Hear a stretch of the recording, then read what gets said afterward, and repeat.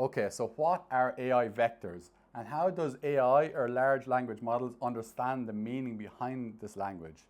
So basically, to keep this as simple as possible, AI turns this language, this human language like English or Spanish or whatever, it turns that into numbers that can actually understand, because AI is much better at understanding numbers and maths rather than like human languages.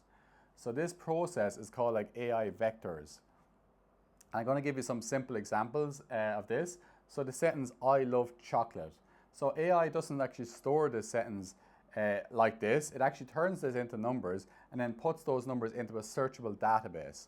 So for this particular case, these numbers would be 0.23, then minus 0.14, and then 0.19. And that will go on continuing for about 1,536 different numbers.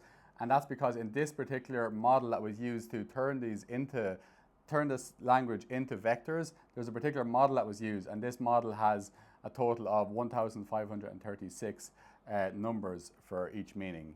So that's why in that case. But obviously there's different models you can use to do this, but I don't want to go into that in this video at the moment. I just want to continue on. So there's another sentence here, chocolate is my favorite. So as you can see, that sentence is pretty similar to that sentence. So the numbers for this are 0.25, minus 0.12, and 0.88, and so on. So as you can see though, these numbers are pretty similar, like 0.25 and 0.23, they're pretty similar. They're not far from each other, and then so on with the rest of them. So that's how AI is working. It's turning these numbers into similar numbers based on the meaning behind the actual human language. But as you can see, another example, I hate chocolate. Obviously this is the opposite basically of this one. So these numbers are minus 0.19, 0.34, and minus 0.37. So as you can see, that's very different. Like 0.19 is very different. It's almost the opposite of 0.25, and so on with each of the other numbers. So as you can see, the AI is working out that this actually, in fact, means something very different. It's similar context in that it's chocolate, but it's a very different meaning here than this one.